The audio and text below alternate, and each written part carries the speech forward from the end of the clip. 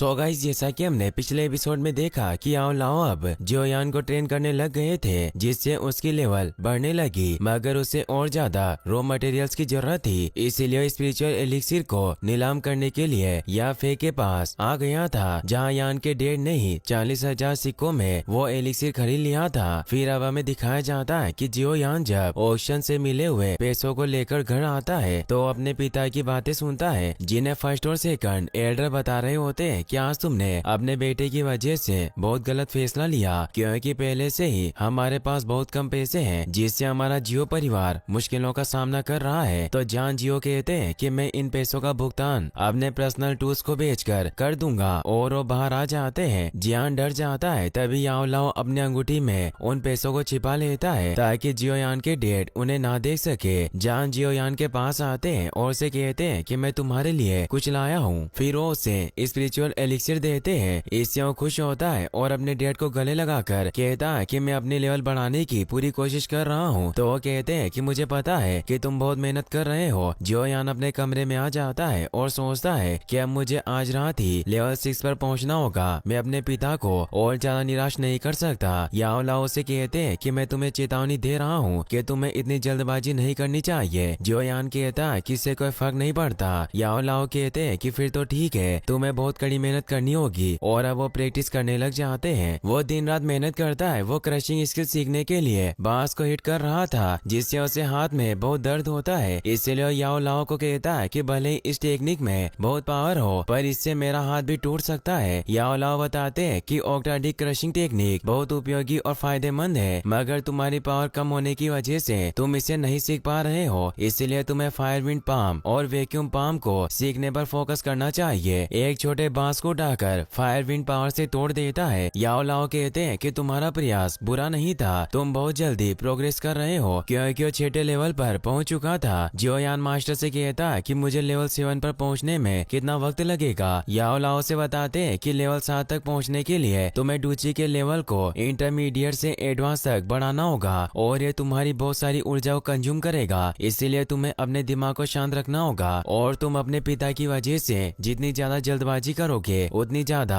तुम्हारे फेल होने की संभावनाएं बढ़ेगी। इसीलिए मैं तुम्हें एक बार और चेतावनी देता हूँ कि जल्दबाजी बर्बादी की ओर ले जाती है। जियोयान उन्हें बताता है कि 2 महीनों में सेंट सेरेमनी होने वाली है, जहाँ हम सबकी लेवल को चेक किया जाएगा, और अगर मैं जब तक अपने स्तर को 7 तक नहीं पहुँचा पाया तो मैं अपने पिता और जूनियर से आंखें भी नहीं मिला पाऊंगा। तो याओ लाओ से बताते हैं कि तुम स्पीड एलिक्सिर की मदद से 2 महीनों में लेवल 7 को जल्दी से प्राप्त कर सकते हो। जियोयान कहता है कि 3 साल बाद मैं एक चमत्कार करूंगा और नालन को हरा दूंगा। फिर वो दोनों वापस से कल्टीवेशन करने के लिए चले जाते हैं। जियोयान ऐसे ही मेहनत करते रहता है, और एक रात जब जियोयान पानी में कल्टीवेशन कर रहा होता है, तब याओ लाओ कहते हैं कि अब वक्त आ गया है, और वो अपनी पावर को जियोयान की तरफ छोड़ते हैं, जिससे जियोयान की एनर्जी को महसूस कर पाता है, और अब वो उसे एलिक्सिर को भी पानी में मिला देते हैं, जिससे जियोयान की ताकत बढ़ जाती है और उसका लेवल भी बढ़ जाता है, जिससे वो खुश होता है। फिर अब हमें कुछ दिनों बाद का सीन दिखाया जाता है। जब जियोयान अपने कमरे में सो रहा होता है, तब जूना दौड़ते हुए उसके कमरे से बाहर आती है और उसे नींद से उठा देती है। वो उसे जल्दी से एरिना की तरफ लेकर जाने लगती है, क्योंकि आज सेंट सेरेमनी थी, और ये एक तरह का ग्रेजुएशन समारोह था, जहाँ आज सभी स्टूडेंट की लेवल को चेक किया जाएगा, और जिनकी लेवल 7 से कम होगी उन्हें फेल कर दिया जाएगा। इसीलिए वो दोनों एरिना में पहुंच जाते हैं, जहाँ पहले जियो जूनियर को टेस्ट करने के लिए बुलाया जाता है। वो जब अपनी लेवल को चेक करती है तो उसकी लेवल 9 होती है, यानी कि वो एक्सपर्ट डूची मास्टर बन गई थी। अब जियोयान की बारी आती है और वो भी लेवल चेक करने के लिए आगे बढ़ता है, मगर सभी उसका मजाक बनाने लगते हैं। तुम्हारी लेवल तो अब 2 पर ही रह गई होगी। मगर जियोयान जब उस स्तंभ पर अपनी लेवल चेक करता है तो उसकी लेवल 7 आती है। इससे सभी हैरान रह जाते हैं। जान जियो भी अपने बेटे के लिए बहुत खुश होते हैं, क्योंकि उसने काफी अच्छी प्रोग्रेस की थी। इसीलिए सभी जान जियो को बधाई देते हैं। जियोनिंग सोचता है कि भले ही तुम स्तर 7 पर पहुंच गए हो, पर अभी भी तुम मुझसे एक स्तर पीछे हो, इसलिए तुम मेरे साथ कॉम्पीट कैसे करोगे। वही हमें जिया लीबी को दिखाया जाता है। यहाँ वो अपने डैड को इस बारे में बताता है कि जियोयान की लेवल वापस से बढ़ रही है। तो जिया लीबी कहते हैं कि क्रॉस सिटी में 1 महीने बाद ओपनिंग सेरेमनी होने वाली है, जाने परिवार भी आ सकते हैं, इसीलिए हम वहाँ जाएंगे और पता लगाएंगे कि जियोयान अल्केमिस्ट की मदद ले रहा है या नहीं। याओ को भी उनका आइडिया अच्छा लगता है। फिर हमें 1 महीने महीने बाद एरिना का सीन दिखाया जाता है जहाँ जिया लीबी भी सेरेमनी में पहुंच जाता है। फर्स्ट एल्डर सभी को बताता है कि आज जियो फैमिली एज की ओपनिंग सेरेमनी है, इसीलिए हम आज एक टेस्ट करेंगे। और वो सबसे पहले जियो यान को आगे बुलाते हैं और उससे कहते हैं कि अभी तुम लेवल 7 पर हो, इसलिए पारिवारिक कानून के अनुसार तुम्हें अपनी पहली प्रतियोगिता स्वीकार करनी होगी और नोए डूची लेवल या उससे नीचे का कोई भी व्यक्ति तुम्हें चैलेंज कर सकता है। जियोनिंग बाहर निकल कर आता है और कहता है कि मैं जियोयान के साथ लड़ना चाहता हूँ, यह मेरा चचेरा भाई है। और वो जियोयान पर हमला करने लग जाता है। वो अपनी येलो इंटरमीडिएट लेवल टेक्निक और स्प्लिटिंग क्लॉ अटैक ट्रिक का यूज करता है। जियोयान उसके वार को रोकता है और ब्लैक ज्वान टेक्निक का यूज करके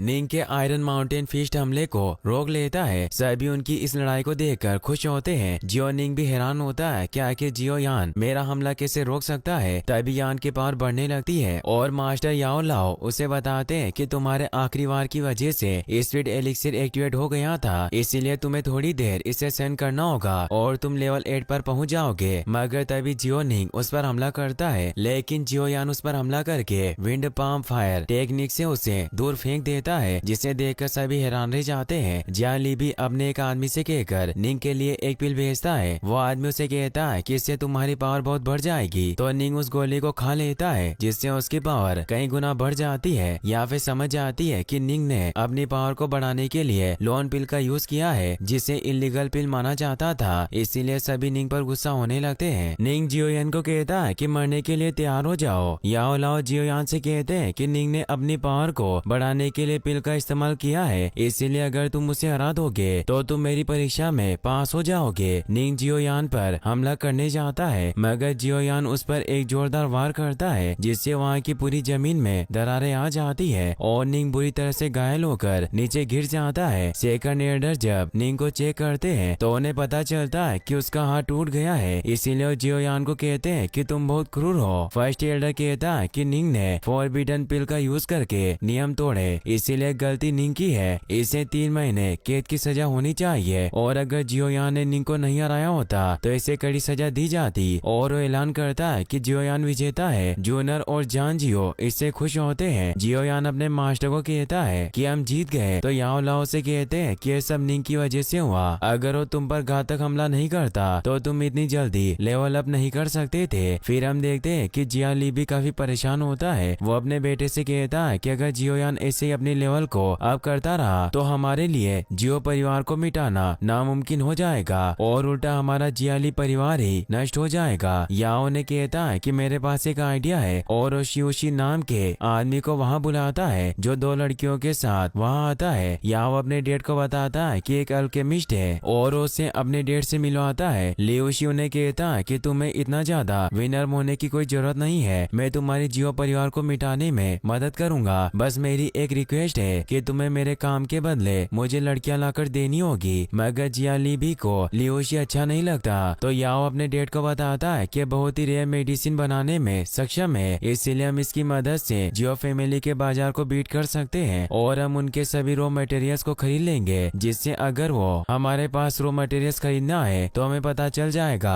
कि जियोयान एक अल्केमिस्ट की मदद ले रहा है। लियोशी बताता है कि मैं लेवल 4 का अल्केमिस्ट हूँ, इसीलिए मैं काफी पावरफुल पिल बना सकता हूँ, जिसकी वजह से आपको कोई हरा नहीं सकता, पर तुम्हें मुझे कुछ लड़कियां लाकर देनी होगी। जियाली भी इसके लिए मान जाते हैं और उससे पूछते हैं कि तुम्हें किस तरह की लड़की चाहिए। लियोशी कहता है कि मैंने सुना है कि क्रॉस सिटी की या फिर बहुत ही खूबसूरत है, इसीलिए मेरे लिए परफेक्ट रहेगी, तुम्हें उसे मेरे पास लाना होगा। या उसके बाद मान लेता है। वहीं हम जूनर और जियोयान को देखते हैं जो बाजार में कुछ रॉ मटेरियल्स खरीदने जाते हैं, मगर वो देखते हैं कि आज बाजार काफी खाली लग रहा है, इसीलिए वो एक आदमी से इस बारे में पूछते हैं कि आज लोग काम क्यों नहीं कर रहे। तो आदमी बताता है कि जियाली फैमिली ने सभी दुकानदारों को चीप कायाकल्प की गोलियां बांटी और सभी को अपनी तरफ कर लिया, जिससे सभी दुकानदार अलग जगहों पर चले गए। और अगर ऐसा ही चलता रहा तो हमारा जियो परिवार का मार्केट बहुत नीचे गिर जाएगा। जियो यानी से परेशान होता है तो याओ लाओ से कहते हैं कि मेरे पास इसका एक समाधान है। फिर जियोयान भेष बदल कर याफे के पास पहुंच जाता है और उस पिल के रॉ मटेरियल्स थे, इसीलिए याफे उससे कहती है कि मुझे लगता है कि तुम जियाली के कायाकल्प एलिक्सिर के साथ कॉम्पीट करना चाहते हो, इसलिए हम अपने ऑक्शन हाउस रूल्स के अनुसार तुम्हारा साथ नहीं दे सकते, तुम्हें सामग्री किसी और तरीके से प्राप्त करनी होगी। जियोयान उसे कहता है कि मैं जियो परिवार से हूँ। तभी वहाँ कोई नीडल से याफे पर हमला करता है, मगर जियोयान अपनी वैक्यूम पंप टेक्निक से उसे रोक लेता है। तभी वहाँ 3 सैनिक आ जाते हैं, मगर जियोयान एक टी पॉट की मदद से उन सभी को बिना छुए ही घायल कर देता है। मगर अभी भी एक सैनिक बाकी था, इसीलिए उसे पंप टेक्निक से खींचकर टेबल पर पटक देता है। याफे उसका मास्क हटा देती है और उससे पूछती है कि तुम कौन हो और तुम्हारी मुझ पर हमला करने की हिम्मत कैसे हुई। तो वो बताता है कि हम जियो लीबी के सैनिक हैं और हमें लियो शी ने तुम्हें चुपके से चुराने के लिए भेजा था ताकि आपसे मनोरंजन कर सके। याफे को उस पर बहुत गुस्सा आता है और वो उसे चाटे मारकर वहाँ से भगा देती है। जियो लीबी की इस हरकत से उसे बहुत गुस्सा आता है और अब वो जियोयान से पूछती है कि तुम जियो परिवार की मदद क्यों करना चाहते हो। तो जियोयान कहता है कि उन्होंने पहले ही मुझ पर एक एहसान किया था जिसे मुझे चुकाना है। या फिर उसकी मदद करने के लिए तैयार हो जाती है, मगर वो एक शर्त रखती है कि मैं तुम्हारा चेहरा देखना चाहती हूँ। तो उसे अपना फेस दिखाता है। या फिर इससे हैरान होती है कि वो जियोयान है और उसे कहती है कि तुम हमेशा लोगों को आश्चर्यचकित करते हो। जियोयान कहता है कि मुझे इन बातों को सीक्रेट रखना है। वहीं हम जिया लीबी को देखते हैं जो अपने बेटे को कहता है कि लियो शी की वजह से या फिर हमारे खिलाफ हो गई है। याओ ने कहता है कि आपको चिंता नहीं करनी चाहिए, ऑक्शन हाउस से हमें खबर मिली या फिर अभी भी हमें जरूरत के मटेरियल्स प्रोवाइड करेगी, लेकिन उसने उन मटेरियल्स की कीमत को 5 गुना बढ़ा दिया है। जिया लीबी कहते हैं कि ये सब लियो शी की वजह से हुआ है, मगर या फिर अभी भी हमारे साथ के कनेक्शन को नहीं तोड़ना चाहती, इसीलिए हम बहुत भाग्यशाली है। तो याओ ने कहता है कि याफे ने हमें मटेरियल की कीमत चुकाने के लिए 2 दिन दिए हैं और हमारे पास अभी इतने पैसे नहीं है। जिया लीबी कहता है कि अगर हम जियो परिवार को हराना चाहते हैं तो हमें 5 गुना